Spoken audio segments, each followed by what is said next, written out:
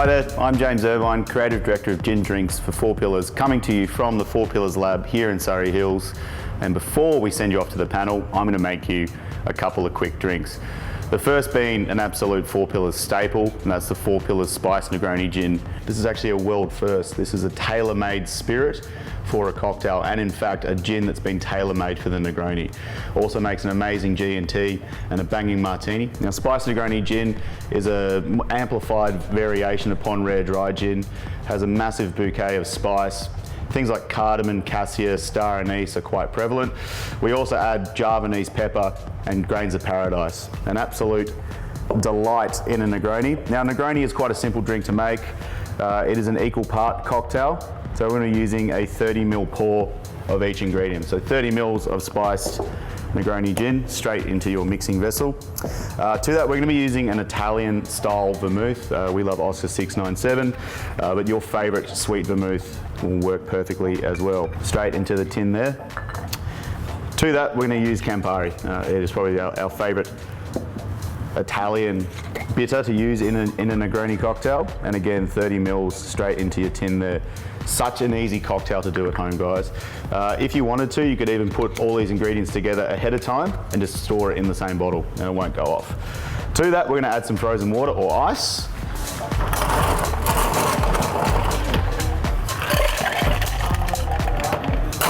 We like to serve our Negroni over ice. Just keeps it nice and cold. Pour it away. And we are going to garnish that with a fresh slice of orange. Keeps it juicy, keeps it fun. There you have it, Four Pillars Negroni. Giddy up.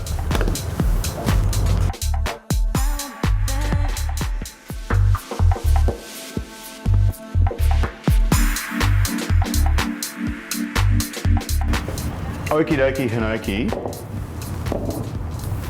is the only drink to have remained on Eileen's bar menu since we opened.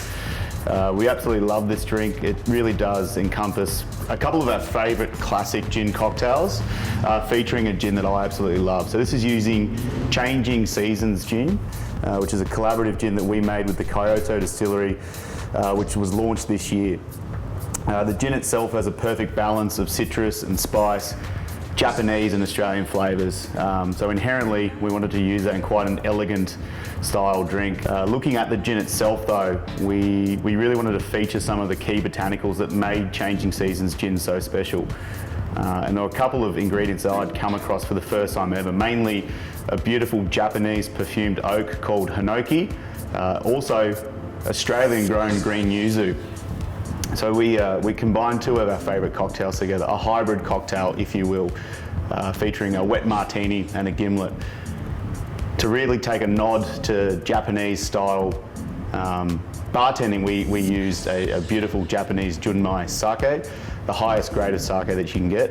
And to that, we also use a technique of stripping the tannins out of Hinoki oak, but keeping the perfumed flavour. So inherently, we followed a gimlet spec with a slight martini twist and came up with a drink that I couldn't help but call the Okie Dokie Hinoki. So you can only get this drink at Eileen's bar. We're going to use a good measure of Changing Seasons gin, so 50 mils straight into the tin. Giddy up. And to that, we've made a shelf-stable product that incorporates Hinoki, yuzu, and that sake that we mentioned as well, which is almost like inherently a vermouth for a wet martini, but also the acid that you'd get in a classic gimlet-style cocktail. So straight in with 30 mils, almost like a 2-to-1 ratio. To that, we're gonna add some frozen water, and we want to bring this. We're going to bring this down in temperature and up in dilution. There's actually nothing worse than a room temp martini, so the colder, the better. Give that a good stir. As I did mention, this is the only drink to have lasted 4 Eileen's menu changes.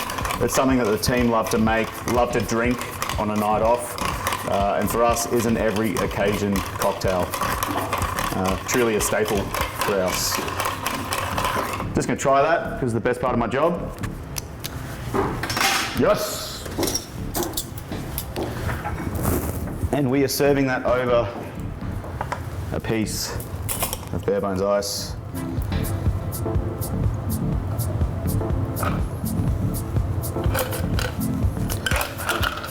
And just to finish it off, some citrus oils.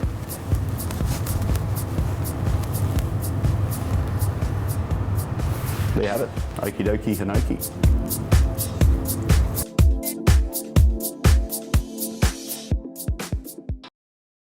Good evening, and thank you for joining us for Cocktail Hour as presented by Cult Design and 4 Pillars. We're here as part of the Super Design Festival. I'm Josh Kane, and this is Lily Goodwin, and we're from Pattern Studio, ambassadors for Super Design.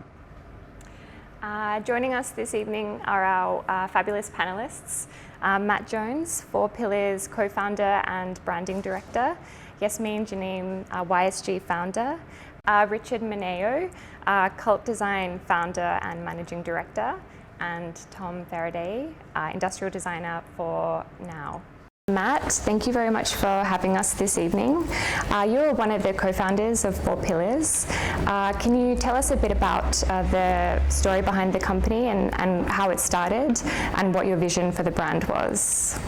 Yeah, sure. So 4 Pillars Gin is an Australian craft gin distillery. We are coming up to 7 years old, and I guess we began with a complete obsession with gin, and that remains the heartbeat of the business. This constant pushing forward around the craft of distilling botanicals to make the world's most delicious gin. I think over time it's become clear that you need a story and an experience wrapped around that, and so more and more we've become really focused not just on the gin, but the drinks that we can make, the experiences we create, and in this place, the spaces that we can inhabit with our brand. Yasmin, can you tell us about your practice, YSG, why you started the practice, and what makes YSG YSG? YSG. YSG was actually founded in February of this year, which was really pathetic timing considering what happened. but it's going really well. So my previous life, I was half of Amber Road, which I co-owned with my sister, who's landscape architect Katie Svalby. And I think, over the course of the 7 years that we had that business together, our ideals shifted slightly, and everyone, I think when you have kids involved and things like that, things change, and flexibility was always a thing that we wanted to keep at our forefront whenever we were considering business decisions, and it just felt right to make that separation.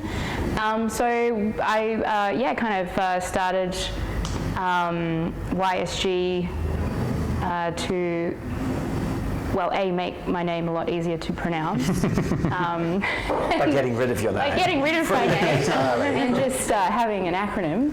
And then, but also, I love furniture design. It was something I really was passionate about. We do a lot of custom bespoke work, so for us it was about really re-energizing the brand to incorporate custom pieces, and in hopes that in the future kind of, have our own line of things as well. So it was really creating a full coherent brand, spearheaded by YSG. So I'm really enjoying it so far. and it's interesting that the synergies between 4 Pillars and YSG in terms of that single-mindedness. Like when we met, and you were Amber Road, and you were both beautiful interiors and great landscapes. Yeah. And it's two things, and it's hard to be truly world-class about two things. And we've made gin our focus, and you've obviously made interiors and that custom crafting of those environments yours. Yeah, absolutely. He said it way better than me. Richard, can you tell us about Cult and the Now brand? Well, Cult was founded in 1997, and I saw an opportunity in the marketplace really to import beautiful furniture and get it here on time. In those days it wasn't something that was done. And then I guess from day one we've always supported Australian design. I remember opening in 97 and within months having interior architect students in our showroom. So it's been a love of mine and a vision really to be able to one day put back into the industry that I guess has given us such a lot of fun and obviously been, I guess, everything to me. So to be able to then talk to Australian designers about, I guess, why do you need to go overseas to obviously sell your beautiful designs or work with European design firms or furniture companies? So I spoke to a lot of Australian designers at the time that say, if you can, you know, share what you've got with me, I promise that we'll take you to the world. And I guess, so that was the dream, and the Now brand was formed. And I guess since then we launched the Now brand in New York. We've been to Germany with Orgatec. We're selling across, you know, we've just had some products delivered into Tokyo and Las Vegas. We've delivered into Germany. So the dream is becoming a reality. But I think the other thing that was fantastic for me was, you know, we started to talk to Yasmin and about being able to sort of work on supplying an Australian brand into an Australian brand, and sort of that sort of association with Four Pillars was something that we really wanted to be involved with. We saw what you were doing, leading the way as far as, you know, gin distillery in Australia, and just that brand association for us was fantastic. So bringing Australian designers, Australian product with a great Australian brand and Australian design was just a fantastic opportunity for us. So, I mean, Matt, all he had to say was, I want your chairs, and we sort of, and we made it happen. So, but, you know, it's so exciting to hear you guys. We'll talk about what you guys are doing in terms of taking Australian design to the world, because I think for so long we've been a place that is sort of, when we want world class, we have to bring it here, rather than going, well, not only can we create world class, but we can create stuff that is better, that is worthy not just of making and consuming here, but worthy of sending back to those places, London and New York and Tokyo, that traditionally you go, well, they're the leaders in their craft, but actually we've got something extraordinary to add with our aesthetic and our craft and our way of making things. Yeah, no, totally agree. So the synergy of the two brands for us just made sense, and obviously Yasmin being able to pull that together, your vision is sort of something that we're so proud to be a part of. And Tom, can you tell us a little bit about how long you've worked with Richard and how the two of you met? Well, it's a small industry, so I guess Richard's been known in the industry for a long time, but I guess we probably first worked and collaborated was through this chair, so the Mercedes-Benz Design Awards. This chair I was lucky enough to be awarded, and what that entailed was a mentorship with three people, including Richard, and to place this product into production. So really it's come from the Sia chair, as the collaboration with Richard and how I've got to know him. Yeah. And is this the first venue in Sydney that we are seeing the Sia chair? It's been. Say yes. I think really it's been the most well promoted product placement for me for the Sia chair for the whole extent of the product lifetime. So it's been worked really interesting in interiors and homes, I think, but this is the first really powerful commercial one I've seen. There's definitely other ones that I don't know that are amazing as well, but I think probably this one has been really celebrated. Yeah. This might be the only one where there's a really great brand fit, because I mean, just to talk chair for a second. It's funny when you're sort of, you know, part of signing the checks for these things, you have to confront certain realities, like how expensive chairs are, which I know is not Richard's fault, but like they're really expensive, but they're worth it. And I think, you know, when we at Four Pillars, we talk quite a bit about this idea of what is modern Australia, and one of the things we think defines modern Australia is this commitment to excellence, but delivered with joy, delivered with generosity and hospitality and fun. That modern Australia doesn't have to be really good, but hard work. And I kind of feel that the beautiful chair you've created here is just the epitome of that. It looks stunning. It has an elegance and aesthetic that's undeniable, but it's damn comfortable as well. It doesn't make you pay the price for the design. It's actually ergonomically and beautiful and clever and comfortable, but it looks stunning. So for me, even there's this lovely modern Australian fit. I still remember seeing it in his studio as a prototype, and I can say that, you know, I often say, does the world need another chair? You know? And really, when I think about it, and I think about that when I actually bring product to market, this was quite unique in the sense that obviously it was all solid timber, which with my background always is a nice way to get to me.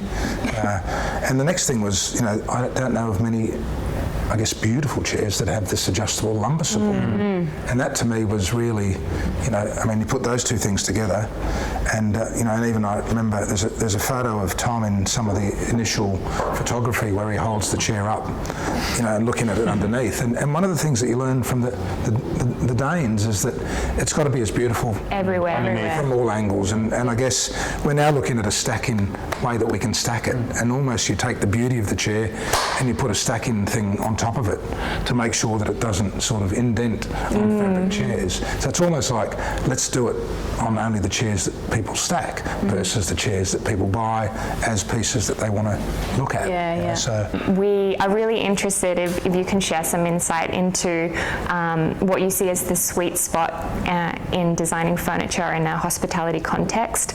Obviously, from the point of view of the operator, there is a commercial, there are some commercial parameters that need to be considered. So can you talk to us about, that sweet spot and how to keep both the customer and the operator really happy? I think different people who have much different insight into that, especially doing interiors and owning the venues. But from my perspective, it sort of often comes down to longevity. So there is a big inhibitor with price point with anything you make, especially locally, like these pieces. But if you can make a product that can last and that can be that can age and you can enjoy it, then for me, it values itself out over time. And so I personally, I'm a bit biased, I see the furniture as part of the interior, so I see it as part of the space and investment, and I guess the main part is it can be enjoyed, it functions what it needs to do, and it suits the space. Yeah. And Matt, can you talk about how your customers have responded to the Seat chair? Because it's often, as Richard mentioned, the lumbar support is really important, and everyone has a different opinion about a chair. How's it been received? From a brand owner point of view, I think when looking at furnishings and looking at chairs in this case, you're considering so many different factors, and some of them are quite boring. There's a cost factor, there's a practicality, there's a stackability, there's a durability, but you want those things, and yet you don't want to compromise the aesthetics, you don't want to compromise the comfort. And I think one of maybe the differences between building a brand home like the Laboratory rather than just a regular hospitality venue is that the story of the fit out is so important. That sense of the quality and the integrity that goes behind it. So we've noticed that I think all of our customers really appreciate the comfort of this space, the thoughtfulness, the ease with which one drink becomes two and two drinks becomes an evening, and that's partly because of the quality of the gin and the drinks, and partly because of the quality of the hospitality, but it's also because of the comfort of the space. If the space isn't comfortable, you ain't going to stay. I think then for some people, they want to go deeper and they want to understand more, and they want to know why do the beautiful lights have names on, and who did that joinery, and where did this chair come from? Our approach has always been, if you want to know more, if you want to know more about the gin or the chair or anything else, there's always layers of meaning and integrity. But equally, if you just want to have a good time and enjoy the drink and enjoy the comfort, then that's absolutely fine as well, and that's the way you should engage with the space. Matt, can you talk to us a bit about your vision for the Sydney Laboratory, and then how that might have evolved once Yasmin came on board? So Four Pillars has one home. Our home is in the Yarra Valley in Healesville, just outside of Melbourne, and that's our distillery. So it was always natural for us to welcome people to our distillery and put a little distillery door on the side where people could taste and drink the gin. The opportunity came up then to create an experience of Four Pillars in Sydney, and Sydney is obviously a hugely important place for us, but we didn't want to create another distillery. Our gin comes from the Yarra Valley, that's where Cameron lives. moves. He's 150 metres away from the distillery. He's our distiller, he's co-founder, and he ain't going to move. So that's where the brand is. So there was this need then to go, well, what experience can we bring to Sydney? And we love this idea of, if the distillery's job is to push the boundaries of gin and where flavour can go and how modern Australia can be expressed in a gin, maybe we could create a place in Sydney that pushes the drinks, that plays with those gins and plays with flavour. And so this idea of a laboratory in Sydney to match our distillery in Healesville came up. In thinking about a laboratory, we didn't want it to be too sort of scientific and cold. I mean, that name sort of has very laboratorial connotations. Instead, we wanted it to be a place that was fun and a little bit more Willy Wonka-ish, and we also wanted it to be a place that did justice to the craft of the cocktail and what James Irvine and his bar team would do. And so I guess the concept was something non-traditional. It was a place that had retail, that had hospitality, that had an environment that could host events and tastings and making sessions, but we also wanted somewhere that wasn't easy to pin down and go, okay, well, that's a bar, or that's a shop, or that's a brewery or a distillery. We wanted something that felt interesting and unique. We also wanted to do justice to the building. I think it's interesting when you approach creative projects, and there's sort of strategy and tactics, there's big ideas, but then there's fixed points. And so when we found this amazing space on Cran Street in Surrey Hills, this beautiful old, I think it was a tea warehouse originally, and it just has these phenomenal bones that I think were somewhat hidden by the previous fit out. And so then you start to allow that to change the concept. And you go, well, there's this beautiful rawness that speaks to Surrey Hills kind of heritage and those many layers of Surrey Hills over the decades. Well, let's bring that to life. Let's shine a light on that, and let's then augment that with certain things. So for us, then the bar was really important. This sense that if the laboratory is where we play with drinks rather than gin, then the bar has to be the star. So let's make that a real beacon. Let's subtly integrate the brand through packaging. Let's not have logos everywhere, but let's find natural homes for the bottles. Let's have an amazing still here. So although it's not a distillery, we can make and we can experiment. So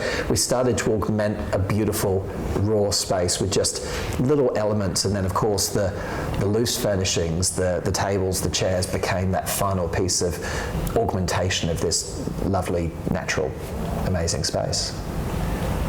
And Yasmin, can you talk about your initial thoughts when Matt first approached you, and what excited you about the collaboration with Matt and Four Pillars? I mean, it was Four Pillars. Honestly, it wasn't much like, do you want to do this job? It was definitely, Matt and Leah came into the studio, and I got the telephone call that they were from Four Pillars, and I almost, went and did some cartwheels. So they came and sat down, and I was like, I'm so blowing this, they're not going to pick us at all. And I knew we were up against someone else, so it was, I think I was just honest, and I was like, we aren't like every studio, and we're not going to give you probably the same outcome that you'd expect from a hospitality kind of brand. And we're still really young.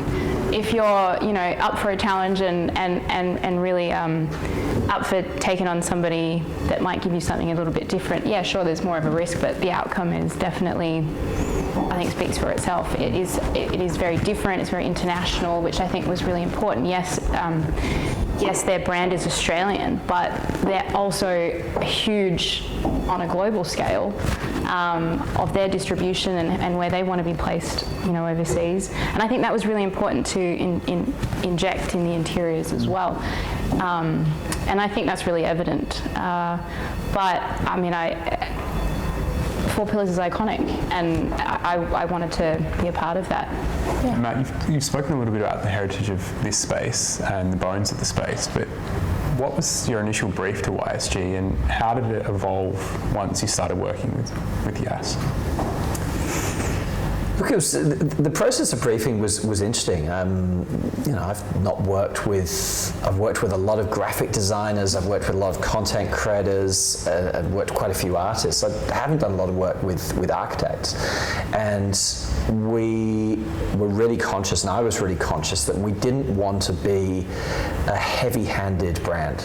we didn't want people to walk into an environment and go, okay, this is the Four Pillars version of Disneyland, but in a gratuitous way that doesn't feel hospitable and doesn't feel design-led and doesn't feel like it evokes the same qualities in the space and in the crafting of the space that Four Pillars evokes in the gin. So I think that the first round was to say to Yaz and her team, look, here's a broad vision for the space and how we see.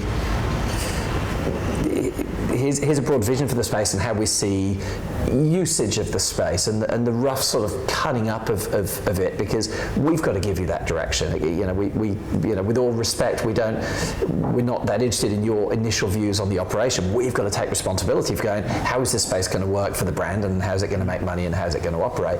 But apart from that, it was a very sort of open brief.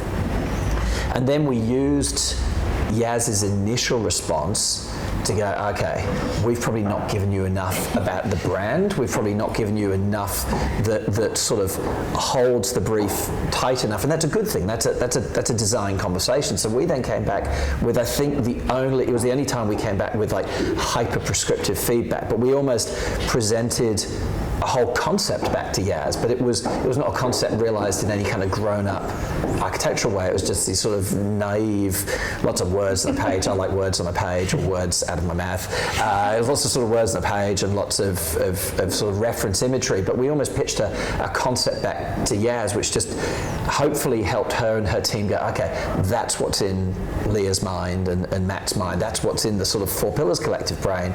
But then we left Yaz and her team alone to deal with that and reconcile their initial concept and our feedback. And I think from then, everything just sort of clicked into focus. And then the usual sort of value engineering, that was the term I learned. Yeah, the usual sort of money saving and considerations and practicalities and things that go through DA. So that then just led to that iterative process. But we really just had that one sort of 1, 2, 3 creative collision of, we throw a brief, they throw back a response. Lots of it was awesome, lots of it was wildly, wow, okay. And then we threw back some big ideas, and then through that sort of collision of environmental and spatial and design thinking meets brand and experience thinking, really then all of the bones of what we're sitting in today took shape, and from there it was a really smooth kind of iterative collaboration, and you could get into the detail, and the detail is where the magic is. Yeah. So the quicker you get to the big idea, then the quicker you can get into the beautiful details. Right. On the topic of where the magic is, Richard's already mentioned this kind of beautiful sense of narrative that is evident, when you come into this space and being in here. Yasmin, can you share a bit more insight into some of those, what you consider to be those moments of magic, and how you allow a sense of narrative to be subtly imbued in the design? There's so many little different details, I think, that are woven throughout each of the space that make sense collectively, but also really work independently of one another. And the shop's probably the most relevant in that it's quite separate and different from up here. And I got to say, that's not what it looked like originally. When Matt was very kind just then when he said, Yaz did some very out there things. Originally, downstairs was lavender, and the whole thing was like lavender. I was like, I'm going to push these guys because I know that you can. It was going to be what it was going to be, but I wanted to see how far I could go. So this was always blue. Then I had that down there as a completely different colour that was not on brand. And I was like, I've got to see where this is going to go. And it didn't go where it needed to. So that very quickly changed into something that was very on brand, but not the go-to, oh my God, that's what Four Pillars would have done. So the magic comes from the people who made these things, the hands that created all these beautiful little details. And Maiden, they were a beautiful twin combo joiners who never used before, but the excitement and love that went into each and every handmade crafted piece, you could see it was just it. I'll never forget the day they were just, unwrapping all their tables, and it was just Christmas every time they'd come in, and the detail was immaculate, and they were just so happy to be part of this really larger picture of collaborative, beautiful, magical people. And so the same with the POS station downstairs and all the beautiful blocks. Everything had a purpose but was still made with intent, and it wasn't, you know, just something that we threw together. It was all really highly considered, and it all worked beautifully as a whole but worked independently too. So the blocks come off the wall and can be served on the tasting table downstairs, and then can be taken back and put on the wall beautifully with the 5 other bottles that it, you know, sits next to. These gorgeous 4-pillar brand-like spheres. And this is really the only 4 pillars reference we had within this area. And as a beacon, as a central hero to the space, we thought it was really lovely to kind of recreate their brand through lighting. So these were beautiful custom fiberglass spheres from a wonderful company called Anomalous in the Blue Mountains. And then obviously the bar. I mean, I love that blue, that juniper blue is just magic. And I think without it, I don't know if the 4 Pillars Laboratory would actually be so on brand. And blue isn't really a thing for 4 Pillars.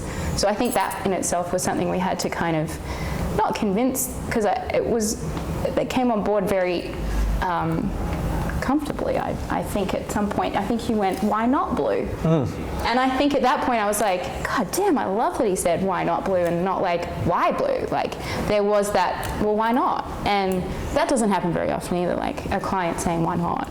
And I think that's sort of illustrative of how these kind of projects are a conversation where you're collaborating as partners and you're pushing each other. So, you know, you probably notice as everyone's kind of watching this, they're probably hearing little footsteps now and again and noises of this old warehousey building. And it was sort of similar in the design process. I remember saying, yeah, let's not try and hide the building too much. Let's create something beautiful, but let's also allow some of that rawness to be present, partly because that's going to let those elements that we do polish, those elements that we do work on, they're going to pop that much more when they're sort of set against a natural rawness of the building.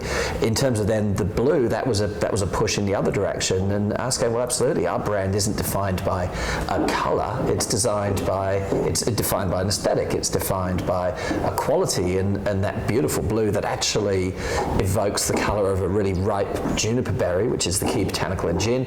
Actually, that could be a stunning and evocative thing that's just going to work in the space. And I think if I look at the way that Cameron, my co-founder and our distiller, he's always approached gin, like we're always led not by dogma but by flavour. You know, back when we started in 2013, we could have made the decision, we're only going to make with Australian botanicals, we're only going to use Australian grown botanicals, but we wouldn't have made the world's most delicious gin with that, because the world's best juniper comes from Macedonia. So we never made dogmatic decisions. It was always about the quality of the outcome. So in this case, that stunning blue bar, that colour was just going to set the space off, so immediately it became the right decision.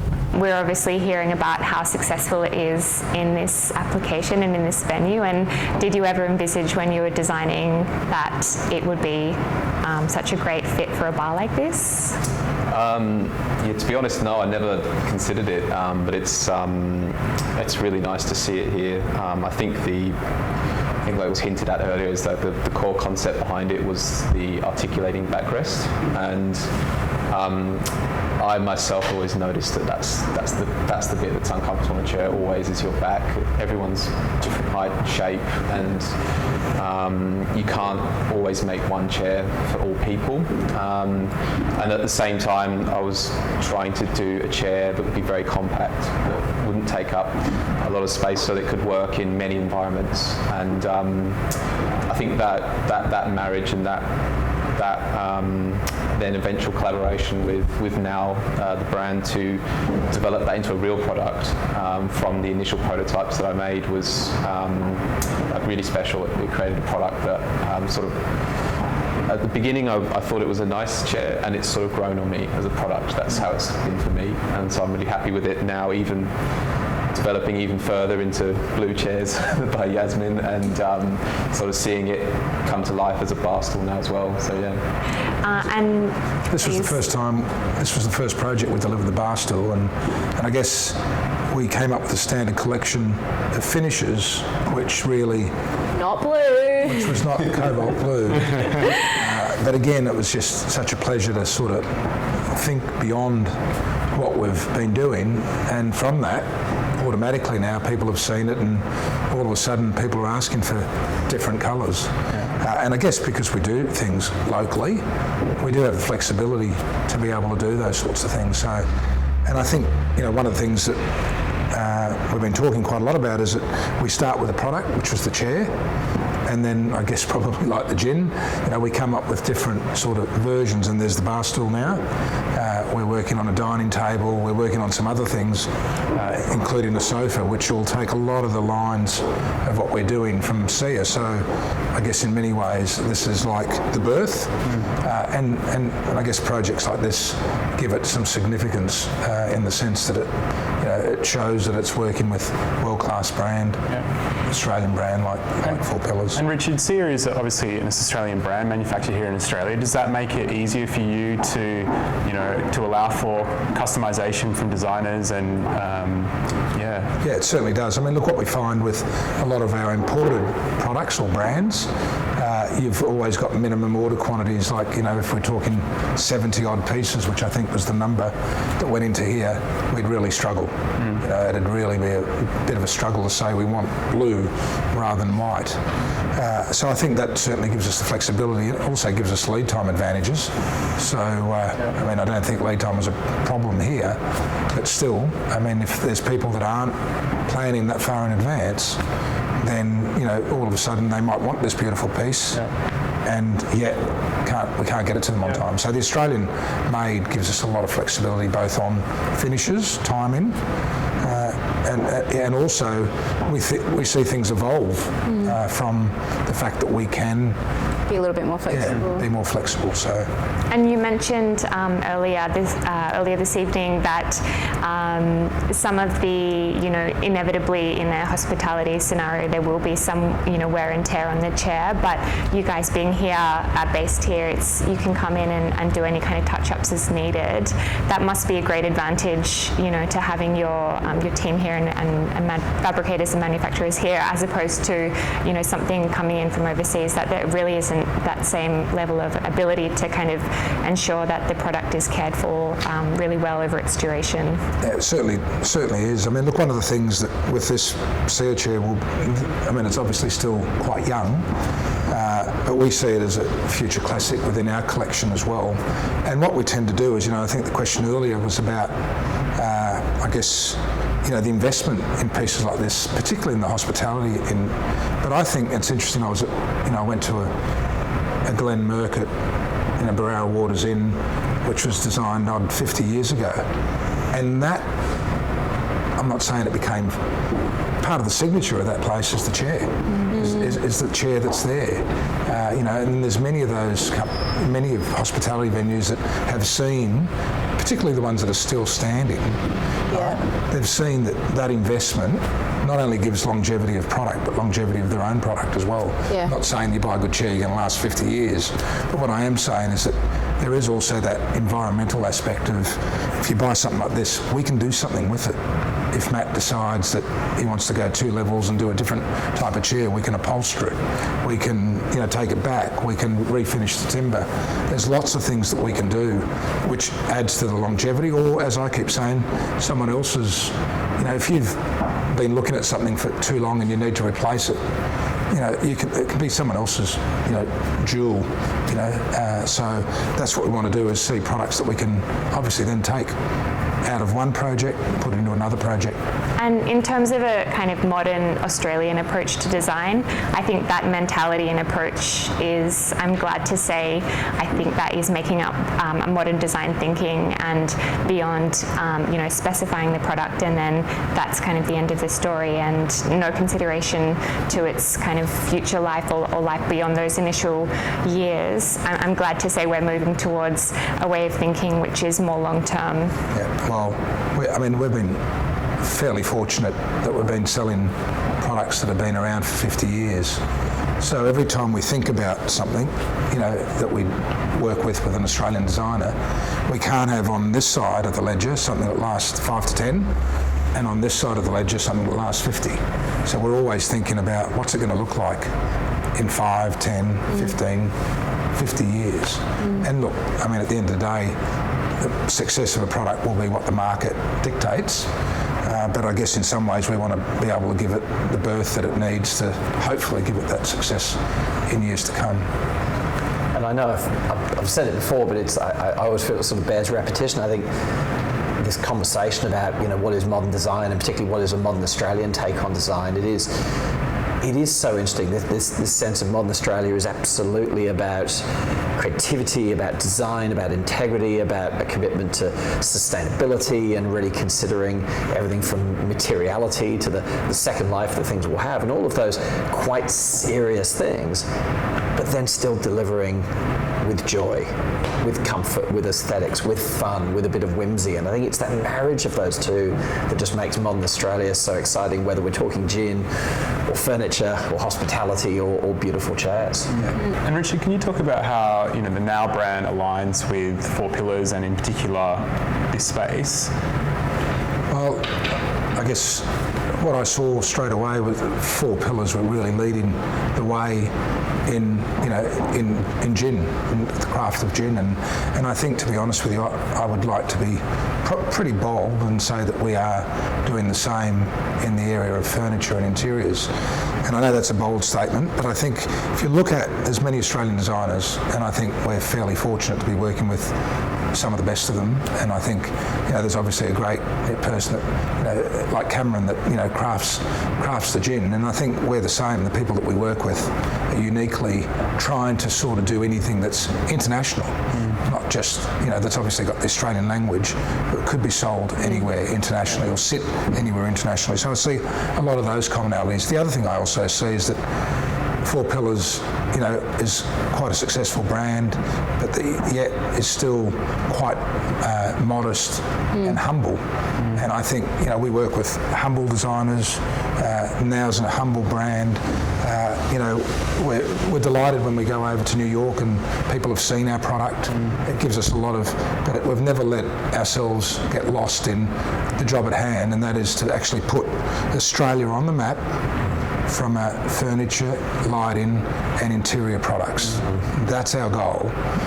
And anyone that wants to sort of really push the boundaries is welcome to become part of the conversation. And I guess that's what we see with the two brands. I think we just feel like we're very proud when we sit here, not because it's just our chairs, but we're very proud to be part of this unique Australian experience that I think we can both provide. Final question, really important question for everyone. What's your favourite drink on the menu? Matt, let's start with you. So I pretty much always start with whatever's top right of our menu, which is always a long, spritzy drink with this sensational, long custom ice cube. And I think for a long time, that's been the Nightmares on Wax, which is just delicious. Nice. Mine is a seasonal gin, so it's not always available. It's currently not available, which I'm very upset about, but it's the Purple Yamos. And that, is it purple? Is it called purple? Purple Yamos with Glazed Shiraz. And it's really hard work for the bar team. They have to shake it for ages. That's why I said it takes 10 minutes for a drink. I love that one. It's great. Well, I generally start with a gin and tonic and then follow it quite quickly with a Negroni. So it's hard for me to say which one's my favourite out of those two. I'm going to side with the expert and go with the same drink. We're